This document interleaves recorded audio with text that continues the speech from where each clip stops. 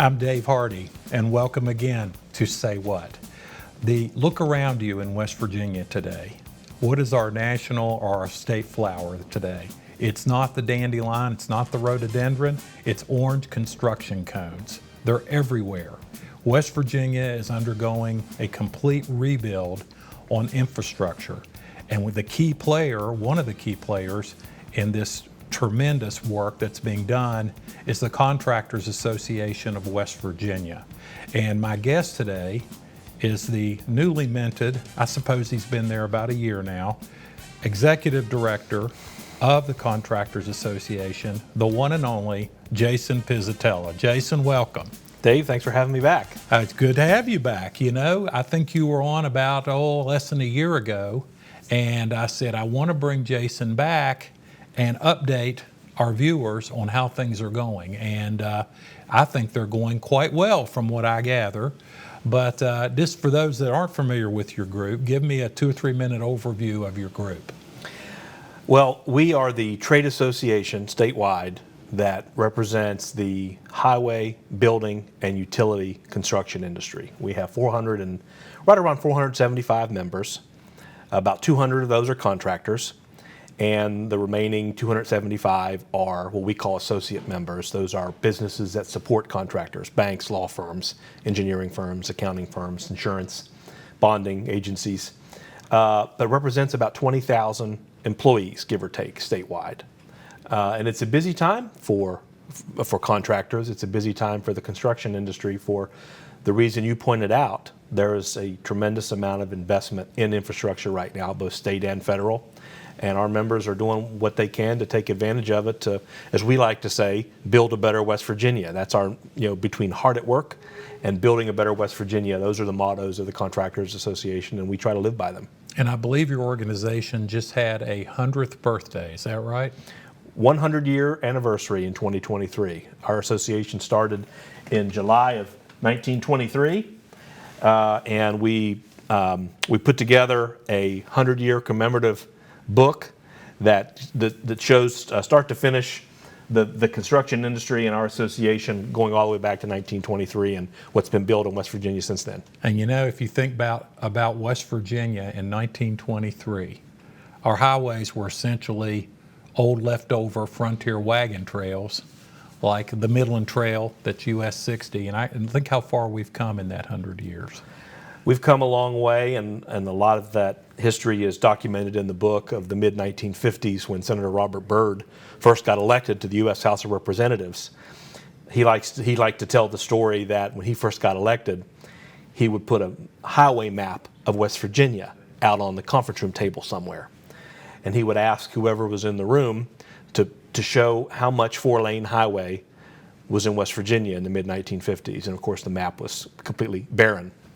And you fast forward, almost 50 years later, prior to his death in 2010, the amount of 4-lane highway and widened and upgraded 2-lane highway in West Virginia is probably rivals any other state, thanks to the investments of Congress in West Virginia and our state legislature in recognizing that infrastructure is important not just for people driving from point A to point B, but the number of employees that support that industry. We represent 20,000 of them, and we don't have the entire industry, but we're certainly happy to do our part to build a better West Virginia. Well, and we got some really good news recently about West Virginia's national ranking in infrastructure. Tell me about that. Yeah, I think you and I talked on this show last year that we were in the process of, or that there was a study underway that was examining not just West Virginia, but all states in the years since the passage of the Infrastructure Investment and Jobs Act in November of 2021. And West Virginia jumped a tremendous amount of spots in that ranking, which we kind of previewed that it might because of the investments in our bridges and in our highway system. And you combine that with the governor's Roads to Prosperity program that passed in the fall of 2017. And I can't think, and I said this to someone the other day, I don't like to use the word unprecedented very often because I think it's overused. But in this case, it's an unprecedented amount of investment, both state and federal. And West Virginia wouldn't have improved in those rankings the way that it had absent that type of investment. You know, I hear West Virginians, we all talk about, oh, there's construction on the road, there's orange cones, I'm going to be delayed.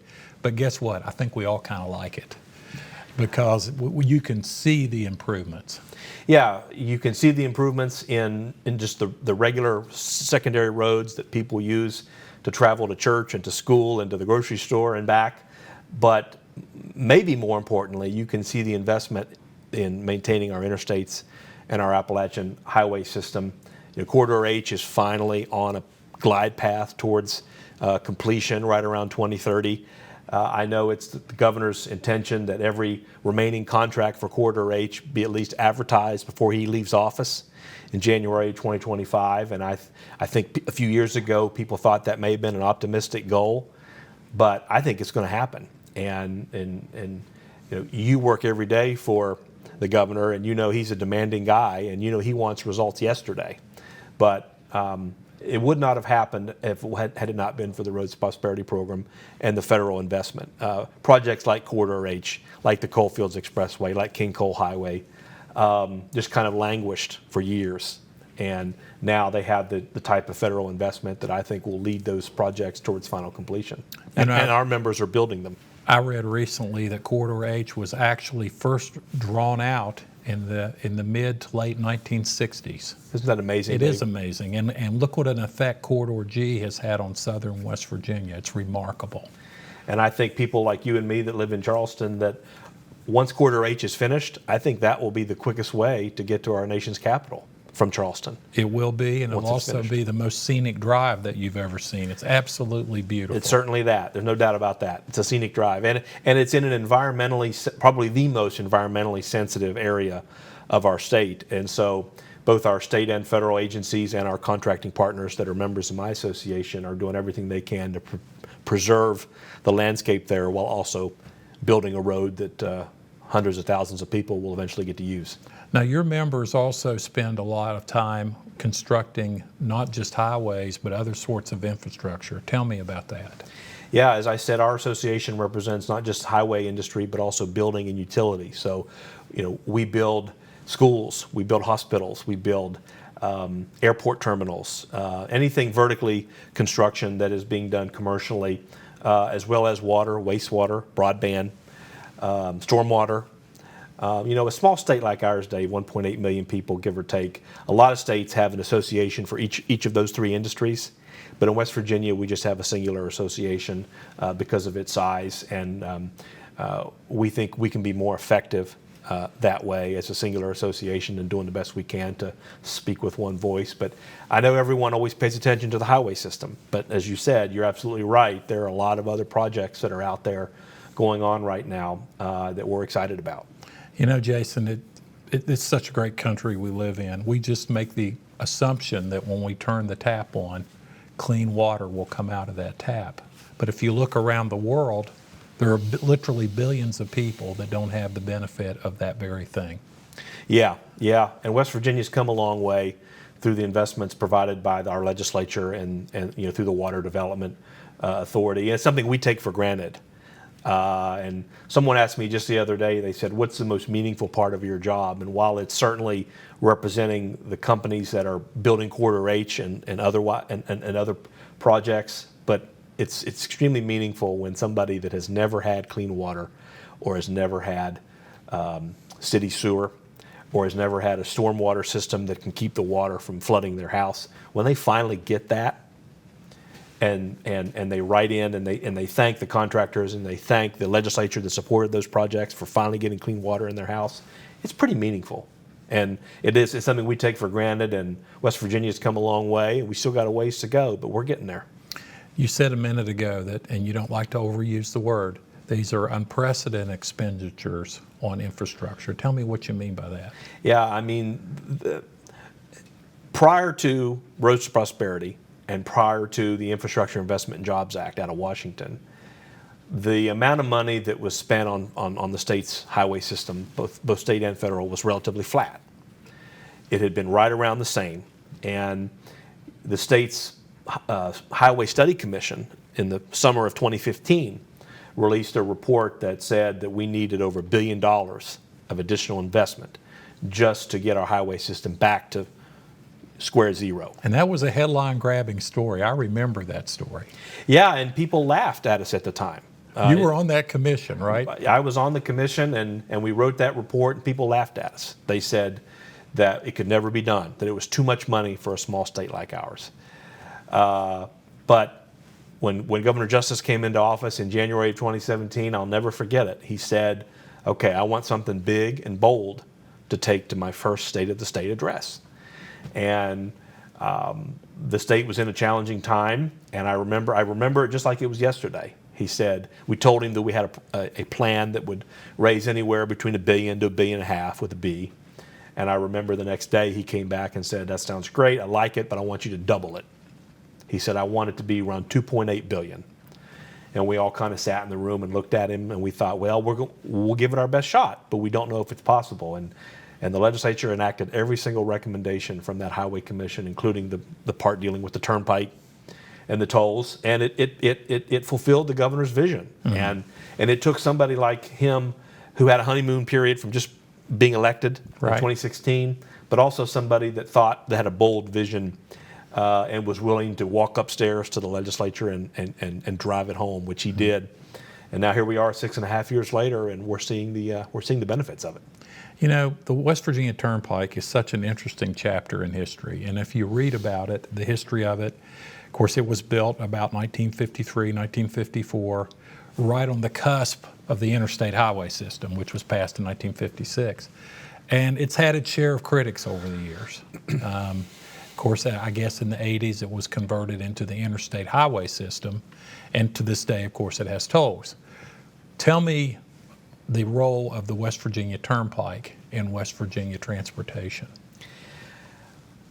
The only way we as a state were going to get the type of investment that the governor's vision entailed was to use the tolls on the turnpike to not just maintain the turnpike itself, which it's the road that's in the very best condition, the very best shape in the whole state, because it has that dedicated revenue source. That being the tolls. That being the tolls on the turnpike that are paid primarily, not completely, but are paid primarily by out-of-state drivers. And when the governor recognized what the numbers were there and how we could create a system that anybody that signed up for a West Virginia Easy Pass, not just West Virginians, but anyone that signed up for an Easy Pass, could pay a flat rate, it really took the argument off the table, in my opinion, that the turnpike tolls were going to be used disproportionately to hurt southern West Virginia. But what the governor's plan did, and what the Blue Ribbon Highway Commission kind of contemplated, was using that excess toll revenue that would otherwise be used to maintain the turnpike and to leverage it on Wall Street, given our state's extremely good bond rating, to borrow money to use in the coalfield counties, the 10 counties, not just bordering the turnpike, but those around it. So roads like Coalfields Expressway and some of the bridges in southern West Virginia that would not have been touched for probably a decade are now getting attention because of the money that was invested in the turnpike. And I would argue that it's one of the best transportation assets we have, Dave, is that agency. And the agency is extremely well run. And people that drive through West Virginia using that route, they know that it's the most direct route for them, and they're more than willing to pay that $4.25 for an extremely for a road that's in really good shape and gets them from point A to point B just the quickest and safest way that they can. Well, and let me advertise for our viewers the value of the Easy Pass. You can go online and you can get an Easy Pass for 3 years worth of toll, if I recall. Your initial one was for $8 a year. Yeah. Now I believe it's like $24 a year. Yeah. So all you West Virginians out there, and they're available to everyone, Yep. right? Yes, we everybody. can't limit this to West Virginians. Right. Can go online and buy an Easy Pass, and that gives you free access to the turnpike for $24 a year. Yeah, for passenger vehicles. Yeah, It's a great incentive for people to shift not just to a cashless and to do electronic tolling, which is it's a quicker way to get through the plazas and helps with traffic.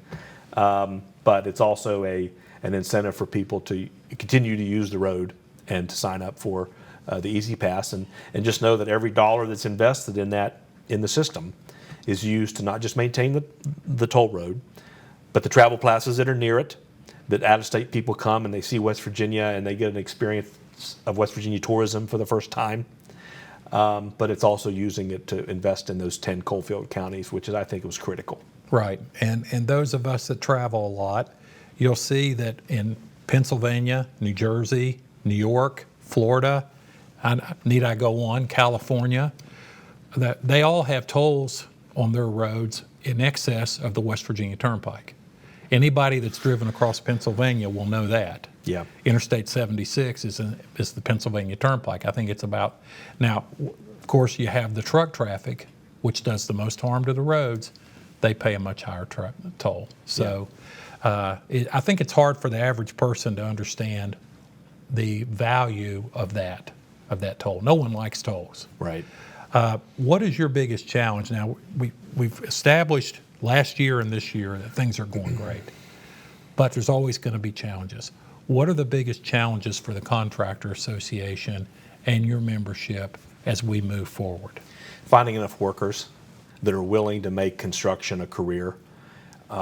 We talked about this concept back in October, and the Build West Virginia program, that is a program of the Contractors Association, buildwv.com. We just worked on and released a new promotional video for the construction industry that went live right around July 1st. So that's on your website? Yeah, cawv.org just got a refresh as of July 1st. cawv.org. Right, and buildwv.com, which is a program that we administer. We just released a promotional video that we sent to every K through 12 school. We sent to every community technical college, and through the partnership with the West Virginia Department of Education, we're using that to try to recruit people that want to make construction a career. And so a lot of times what our members say is that if they wait until someone is a senior in high school, or maybe he's out of high school, 19, 20, 21 years old, it's too late for them. Well, it's, in other words, it's too late for them to start early in their academic matriculation and think, okay, college is not for everybody. And to say that you cannot find a good paying job in West Virginia anymore, I think it's not true. And construction, there are a lot of good paying jobs, and there are a lot of good paying jobs, Dave, that we as an industry will pay to train someone to get a skill, whether it's in the trades, whether it's working on a paving machine, or whether it's welding or plumbing or being an electrician. We will pay for someone to get that skill, that credential, that they can turn that into a career. And so that's why this video is tailored to 6th grade, 7th grade, 8th grade, 9th grade. People that are just now starting to contemplate what they want to do with their lives post-graduation from high school. And we would love to have them in construction. And that's our biggest challenge, because those orange cones don't just pop up by themselves. We need men and women to do it. And just like every other industry is facing challenges getting enough workers, we are too. What's the average wage? Maybe this is an unfair question because you have so many diverse members, but what would be a typical construction wage? I would say across all industries within construction, I would not hesitate to say that the average starting wage for someone who can get a credential that sometimes we'll pay for is over $50,000 a year. Right out of training. Right. $50,000 a year. Yeah, because our members are looking for workers that don't just have a credential, have a skill, but that are willing to show up every day, on time. And when I hear that, I don't know why I'm surprised, but I am surprised. I guess I'm just old-fashioned. I mean, just to show up on time, be willing to be trained, drug-free. You do drug testing? Yep, we do. Have to, because you're using heavy equipment, things of that nature. Yeah. And you can earn 50 plus right out of training. Yeah. Yeah, yeah. And the work where sometimes in construction it used to be cyclical because of the weather, now it's pretty steady. And as I told Hoppy Kercheval just the other day, I've got members that are extremely busy. I have members that are classified as really busy, and then I have members that are, could use a little additional work in various pockets of the state. This state and federal money that's out there right now is really transformational for the industry, and I don't use that word lightly. And I think it's transformational for our state. Very transformational. What role does infrastructure play in the economic health of our state? I mean, I think it's critical. we're actually in the process. My board of directors just a few months ago tasked us with doing a new economic impact study for construction, because everybody thinks, okay, Roads to Prosperity has been enacted, Infrastructure Investment Act has been enacted. Is that all we have to do? And what our goal is as an industry, not just to recruit the workers that are going to be the next generation, but we have to convince our state and federal legislators that ongoing investment in infrastructure is key. And having a study like that can show the economic impact, which is in the billions with a B, I think is part of the challenge we face to make sure people don't forget about it. Because I know you've hit a pothole, I've hit a pothole, or I've had a relative that's had to go into a portable school for a little while. You know, here in Kanawha County, we've had that up in the Elk River area. We want to make sure that the legislators and policymakers, don't forget that this is an ongoing investment in our state. And we think having an economic impact study, which should be done the first quarter of 2024.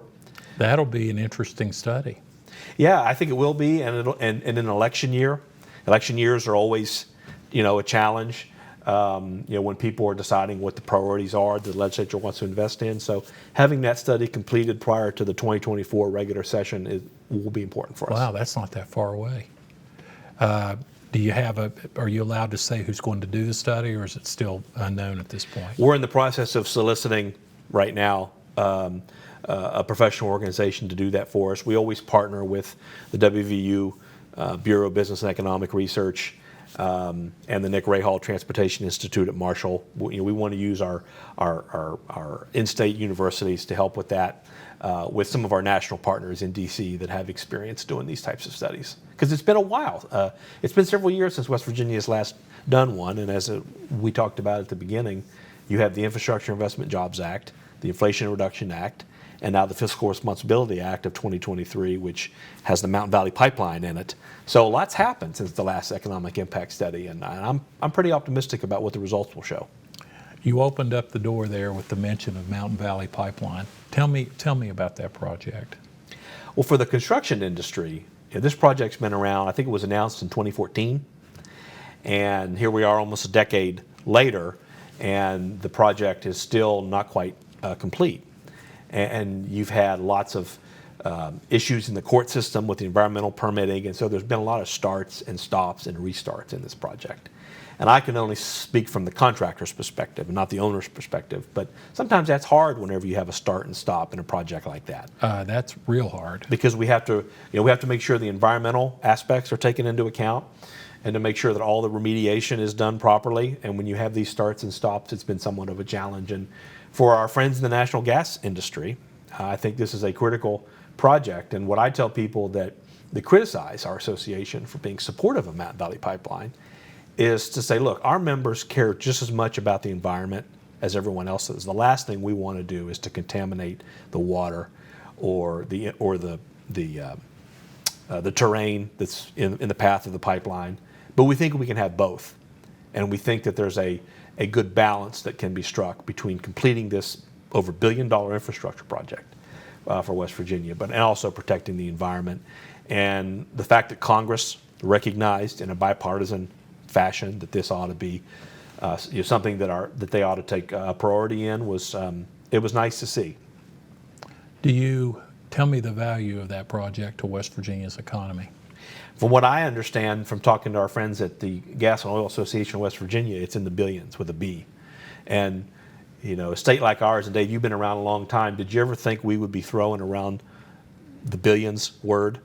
About $1 billion surplus for West Virginia in the General Revenue Fund, $1 billion pipeline for West Virginia, $1 billion road program, bridge program for West Virginia. It's like we're throwing the B word around now, where we never could, I think, dream. Well, when you mentioned the Blue Ribbon study from 2015, when we said we needed $1 billion to get that in 2015 was stunning. Yeah, people laughed. Yeah. They said it could never be done. Right. And through having some good interest rates when the state first went to market back in 2018, the state's borrowed the money and they've reinvested it, and I think it's made a real difference. It has, and it needs to be said one more time because I've said it a gazillion times. West Virginia's foundation to our financial house is strong. We keep up with our pension plans, and that's why we're able to have the kind of rating that we get. AA stable ratings from Wall Street. Yeah. That means a lot. Last question for you. You mentioned schools. Quickly, tell me the status of school construction in West Virginia. Inflation has really hurt the building construction. The cost of supplies, the cost of materials has gone up. You know, a school that could have been built for $15 or $16 million 5-10 years ago is now costing $30 million to build. Double. Yeah, and so the School Building Authority has a real challenge in trying to take what are finite resources that it has, and with over $1 billion worth of school construction needs in West Virginia. But the legislature's recognized it. They put additional money from the state lottery fund into it, and they put over $40 million in general revenue surplus into the SBA. I don't know if the inflation issue is going to subside anytime soon because wages are higher, the cost of materials higher, but it's something that we're going to have to pay attention to because our kids deserve it. And there's a lot of school construction out there that's going on right now, and I'm optimistic that will continue. Has there ever been a comprehensive study of how many schools in West Virginia are past their useful life? I'm sure there has been. I'm not aware of anything recently, but I know from following the State Board of Education and following the School Building Authority, I know that the needs out there are great and the resources are finite, and we just have to be good stewards of our resources to make sure our kids have schools that they can be proud of. Yes, anymore. Sometimes I just heard recently the cost of the new high school here at Kanawha County, Herbert Hoover, $90 million. Yeah, amazing. Amazing. And I've seen it both from the ground and from a drone. It's just incredible what they've done up there. And Nicholas County Schools has projects that they need to get off the ground that because of cost has caused delays. Richwood is under construction. So there are a lot of good things happening right now in our education system, but there's more to do. Well, Jason, I want to thank you. Number one, I want to thank you for your expertise. You spent a career, and you're still a young man, but you've had a career in this stuff, and you're quite an expert on it. I appreciate you. Thanks from behalf of people in West Virginia for all your members, all the people they're employing, and that you're building schools, water, sewer systems, broadband, highways. What better line of work could you be in? We appreciate that, and we're going to keep doing it. We're going to keep building a better West Virginia, hopefully for another 100 years. Well, because the first 100 years were, and this is for you, Dave. Well, thank you. You notice I put my hand out. I wanted to get my copy of I brought you a copy. I will literally read this, and thank you very much. You're welcome. I appreciate it. Thanks for having me. Thank you. Keeping you informed on the Library Network about the status of infrastructure and employment in West Virginia, I'm Dave Hardy. Thanks for watching. Say What?